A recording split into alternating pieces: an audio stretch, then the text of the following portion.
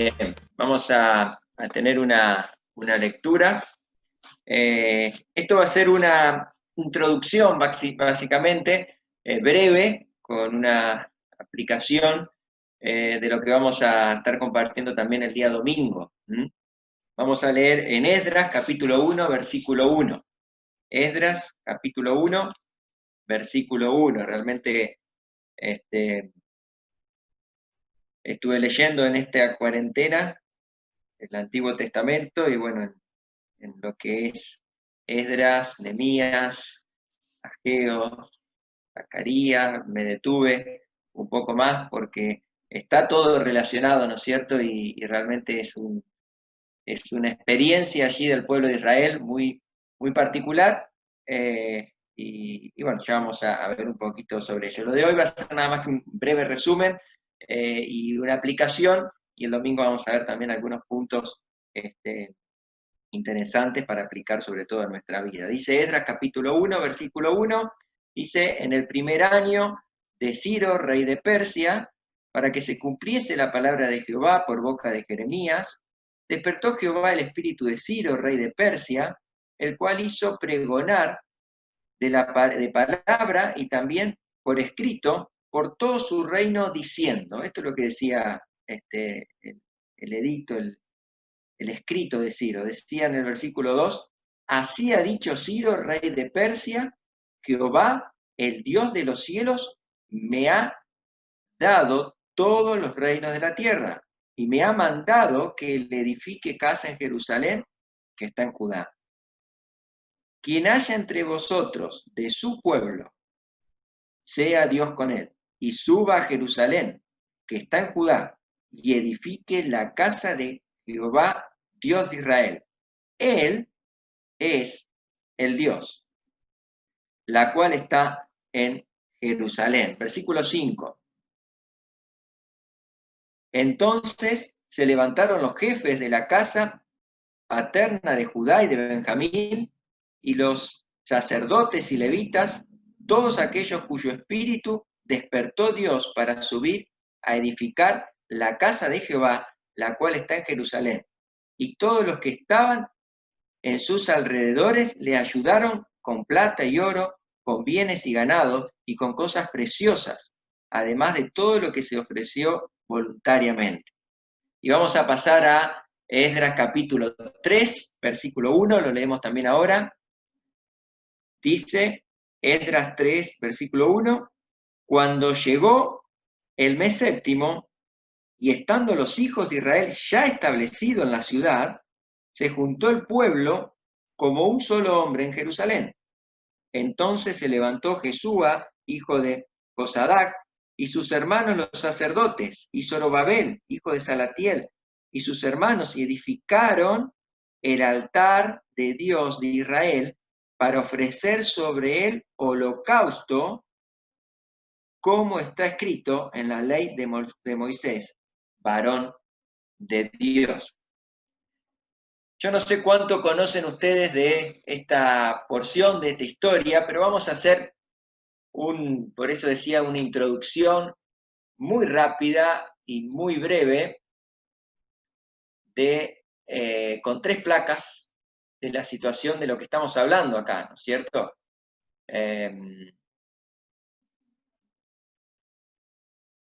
A ver si se llega a ver.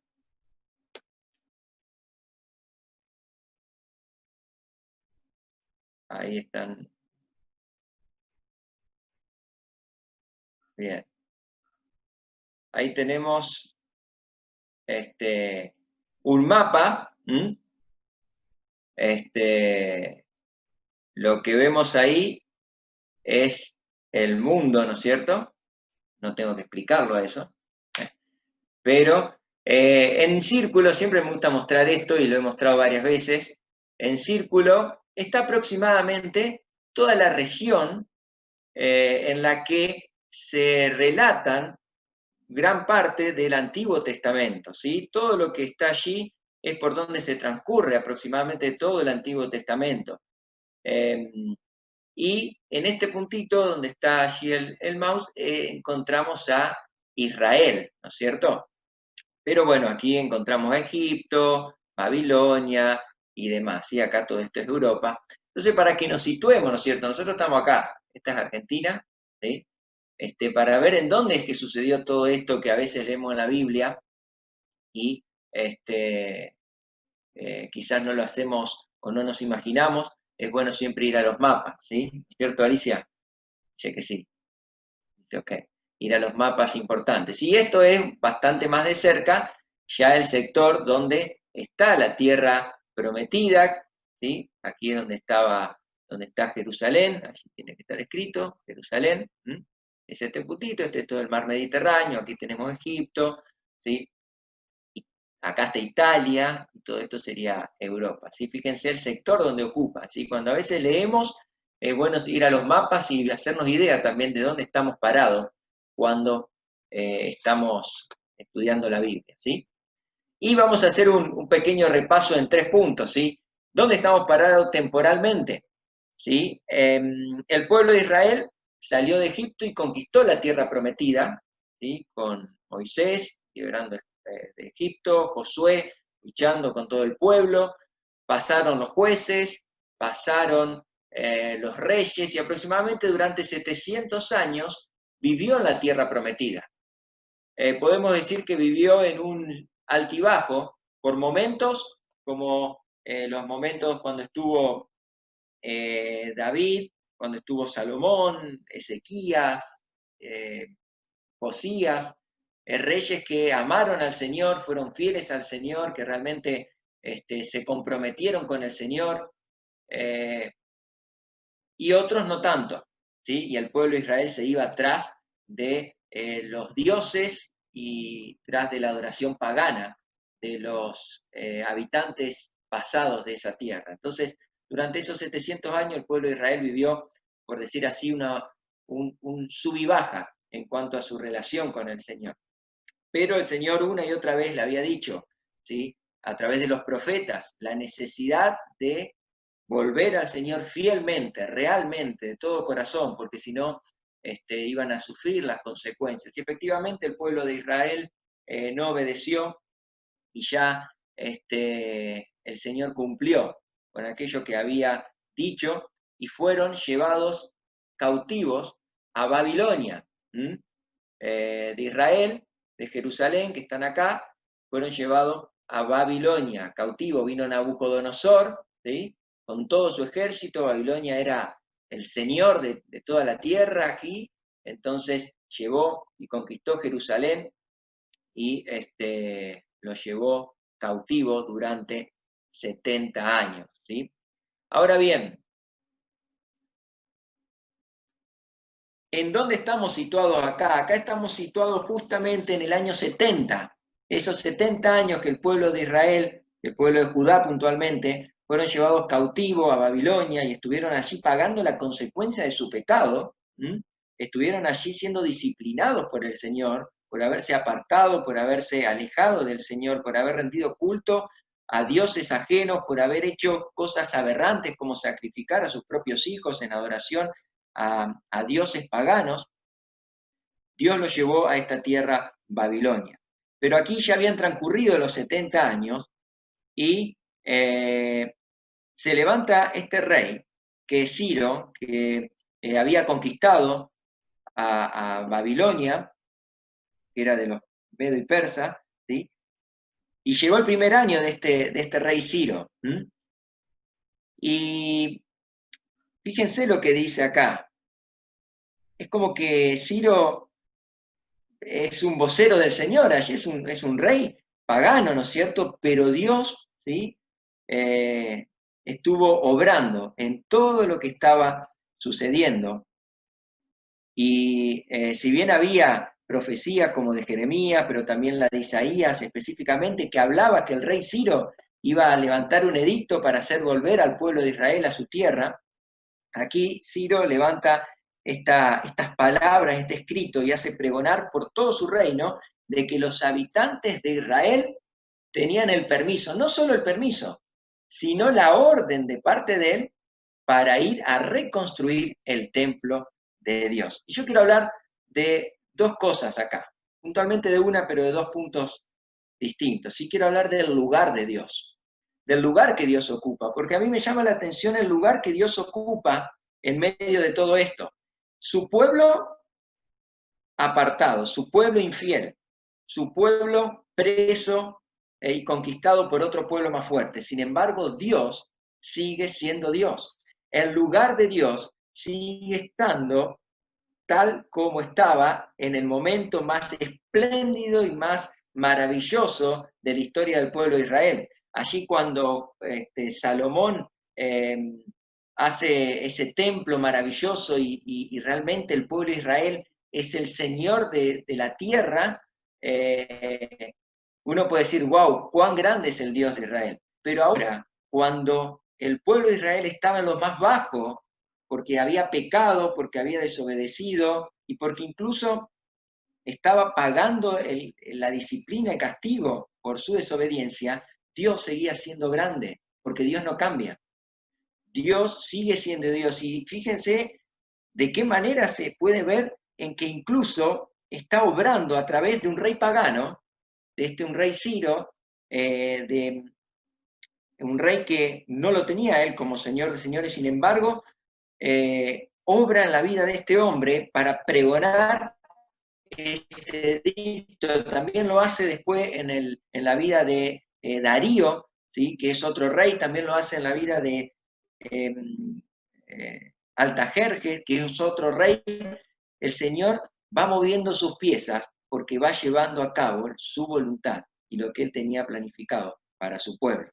Y esto me habla de un Dios que tiene control, de un Dios que ocupa su lugar, un Dios que sigue siendo Dios, incluso cuando las cosas no se ven tan claras. La crisis de Israel era una crisis buscada por su propio pecado, era una consecuencia de su propio pecado. Sin embargo, Dios seguía ocupando su lugar. Nosotros hoy estamos viviendo una crisis a nivel nacional, a nivel mundial. Y en primer lugar, sin duda, es una crisis que es producto de nuestro pecado. Nosotros vamos dañando este mundo, nosotros vamos contaminando este mundo, nosotros con nuestro pecado, hablo como sociedad, vamos perjudicando este mundo que nos va pasando factura. Y muchas de las cosas que se pueden ver, sin duda, son consecuencias de una desobediencia, no solo una desobediencia inicial, sino una desobediencia continua hacia Dios. Pero no solo esto, sino que incluso cuando el mundo está en el caos y en la crisis y pagando o empezando a pagar sus consecuencias, Dios sigue siendo Dios. Dios está en control de todas las cosas. Dios no perdió el control de la situación. Dios, de hecho, está preparando las cosas para llevar a cabo su voluntad. Así lo estaba haciendo con el pueblo de Israel.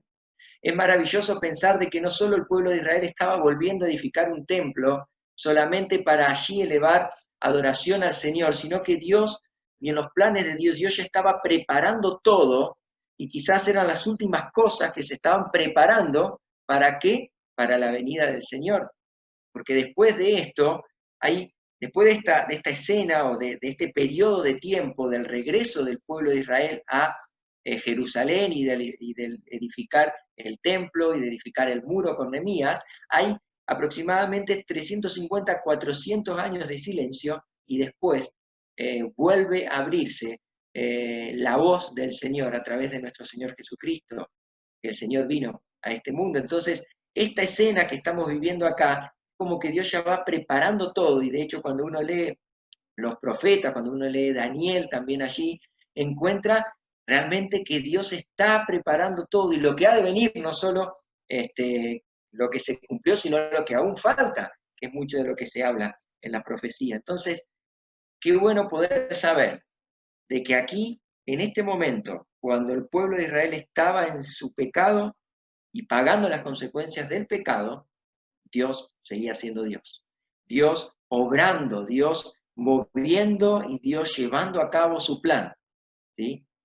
Para cumplir el propósito que tenía, ¿sí? Y así también en nuestra vida, también así en este mundo, lleno de caos, lleno de situaciones, y cuando uno ve todo lo que se está viviendo, dice, bueno, Dios está en su lugar. Dios está y sigue siendo Dios. Y Dios está llevando a cabo sus propósitos y sus planes porque quizás está preparando todo el escenario para lo que ha de venir, que es la segunda venida de nuestro Señor. Entonces, qué tranquilidad nos da saber esto, ¿sí? Qué paz nos da saber esto, de que incluso cuando nosotros estamos en un mundo que está pagando sus consecuencias, podemos descansar en que Dios sigue siendo Dios, de que Dios tiene propósito y de que Dios está guiando todas las cosas porque va llevando a cabo su propósito y su voluntad. Sí, qué maravilla para poder extraer esto. Dios sigue siendo Dios. Dios está en donde siempre estuvo, porque Dios es eterno, porque Dios no cambia, ¿m? Porque Dios no se altera. ¿M? Pero leímos en el capítulo 3 también que después de llegar a Jerusalén, el pueblo de Israel, dice la Biblia que no salió como salió, por ejemplo, de Egipto, todo junto y con realmente manifestación sobrenatural como el cruce del Mar Rojo y demás, sino que fue saliendo de a grupos, de hecho salió en 3 grupos, y esto se extendió casi por 100 años, ¿sí? Y el primer grupo que sale es este que leímos en capítulo 3, que llega a una tierra, a una ciudad de Jerusalén, con los escombros que habían quedado de los destrozos que había hecho este rey Nabucodonosor, allí cuando los llevó cautivos, llega a una tierra que había sido usurpada por los pueblos de alrededor, llega a un lugar realmente totalmente, un escenario totalmente distinto al que muchos podían recordar. Sin embargo, llegan allí a Jerusalén y dice en el capítulo 3 lo primero que hacen.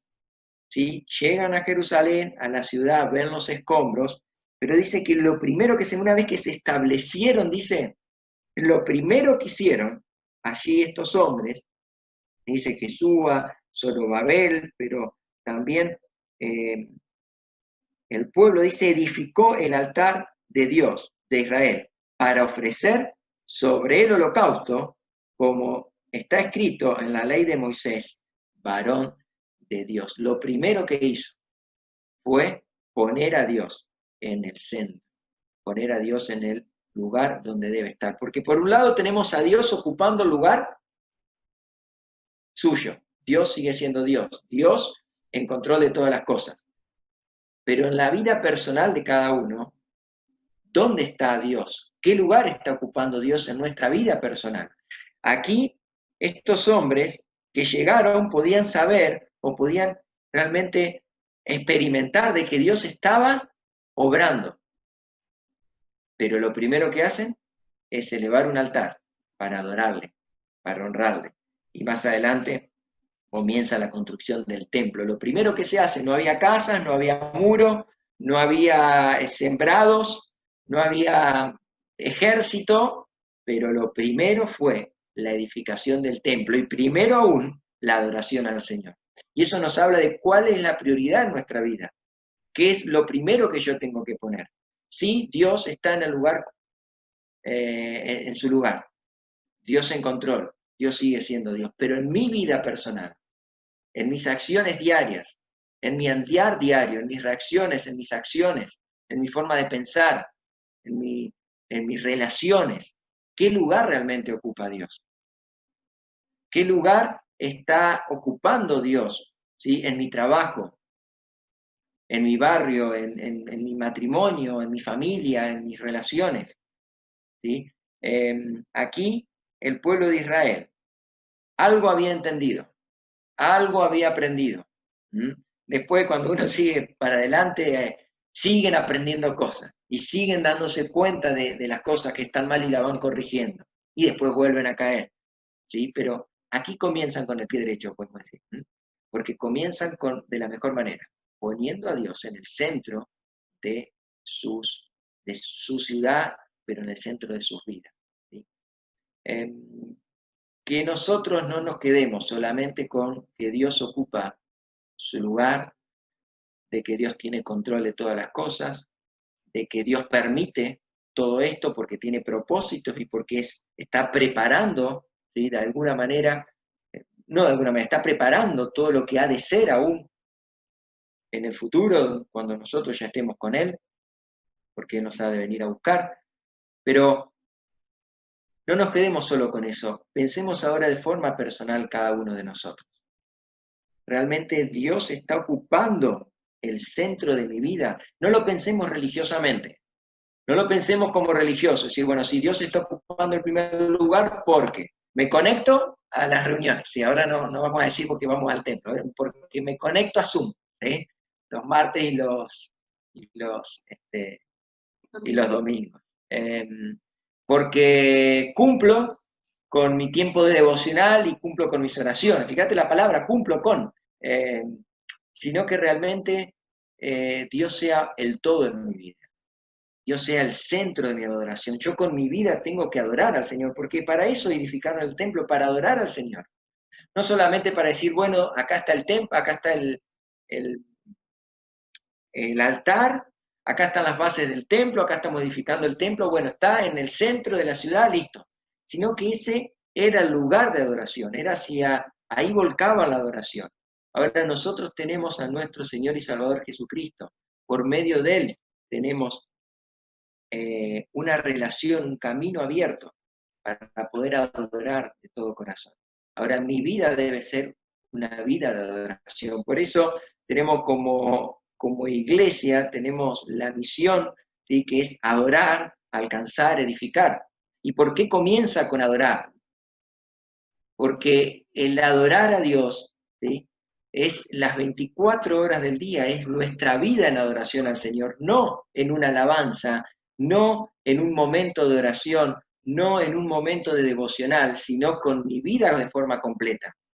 Por eso es tan necesario, y si vamos a ver el domingo que viene, que una y otra vez se habla de la santificación antes de, no podían comenzar a realizar los sacrificios y todo el ritual que estaba establecido por Moisés, por Dios a través de Moisés, sin primero realmente haber una santificación, porque la adoración era una vida consagrada. Y así es para nosotros, la adoración al Señor debe ser nuestra vida consagrada, no limitada a momentos del día donde tenemos una actividad religiosa, sino realmente que el centro de nuestra vida, que el punto donde todo lo demás se realiza allí, el centro, sea nuestro Señor, sea el Señor, sea adorarle a Él. Y a partir de ahí va a cambiar todo, porque muchas veces, y es algo de que aquellos que quizás van comenzando en las cosas del Señor, o algunos más grandes, dicen, ¿está bien hacer esto? ¿Está bien esto? Y cuando vamos poniendo a Dios en su lugar, y todo lo que hacemos, lo hacemos enfocados hacia Él, realmente vamos comprendiendo realmente qué es lo que es bueno, qué es lo que es agradable hacia Él, qué es lo que realmente honra su nombre, qué es lo que realmente adora a Él. ¿Sí? Así que en esta introducción, ¿sí?, breve, tenemos, obviamente, el domingo vamos a ver algo muy rápido también en relación a la construcción del templo y lo que continuó después, pero ¿qué me deja esto? Y yo realmente fue las cosas que detecté en primera instancia y que realmente me fueron de gozo en mi vida, es esto. Primero, Dios en control. Dios en control, incluso cuando el pueblo de Israel estaba en lo más bajo. Dios sigue siendo Dios. ¿Mm? Quizás pecamos, quizás pecaste, quizás Dios sigue siendo Dios, Dios está en control de todo. Y hoy vivimos en una situación donde estamos pagando las consecuencias de haber malgastado los recursos y haber realmente pecado y el mundo y está haciéndolo saber. Dios en control, pero Dios también preparando todo para llevar a cabo su propósito de que el Señor ha de venir, ¿sí?, en su segunda venida que está profetizada en su palabra, ¿no es cierto? Pero segundo, pensar también en el lugar que Dios ocupa en mi vida y que Él sea el centro de mi adoración, que Él sea el centro de mi vida, que Él sea el centro de mi matrimonio, de mi familia, que Él sea mi centro, para que todo lo que yo haga esté enfocado hacia Él, y realmente allí poder ir aprendiendo y conociendo qué es lo que a Él sí le agrada. Parece que oremos al Señor. Nuestro Dios y Padre Celestial, te damos muchas gracias porque podemos descubrir y disfrutar, Señor, de las verdades que tú nos dices en tu palabra. Señor, tú en control de todas las cosas. Tú obrando, Señor, porque tienes propósitos. Tú llevando a cabo tu plan perfecto, porque tú conoces los tiempos, tú conoces, Señor, el cronómetro de cuenta regresiva, y tú, Señor, estás obrando en consecuencia. Querido Dios, te alabamos y te damos gracias por esto. Así como tenías control en cada momento, en cada situación, en la historia del pueblo de Israel, en los momentos de gloria del pueblo, pero en los momentos de pecado, Señor, tú tienes control de todo lo que estamos viviendo, como nación, como mundo, como creación, pero tú tienes control también incluso en nuestra vida, en todas las cosas que experimentamos, porque tú tienes propósitos en nuestras vidas.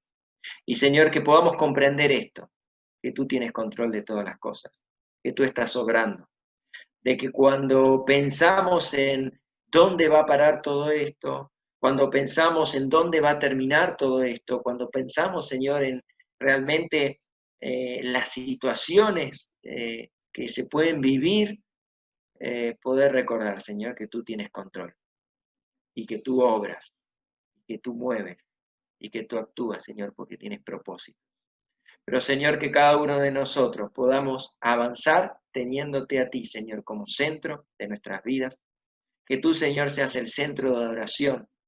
Realmente copiar esta primera acción del pueblo de Israel, ubicándote en el mejor lugar donde puedes ser ubicado, que es en el centro de la vida. Señor, ayúdanos a cada uno a examinarnos a nosotros mismos y poder descubrir cuál es el grado de religiosidad que podemos tener, de cumplir hábitos o cumplir requisitos que nosotros creemos que nos relacionan contigo, pero poder comprender, Señor, de que es mucho más que cumplir una planilla o completar una planilla de actividades religiosas, sino una vida de entrega, pensamientos que te honren, realmente tenerte en primer lugar en cada situación, en cada momento de nuestra vida. Te alabamos, Señor, y te damos gracias, oramos, Señor, por cada una de las vidas de los hermanos,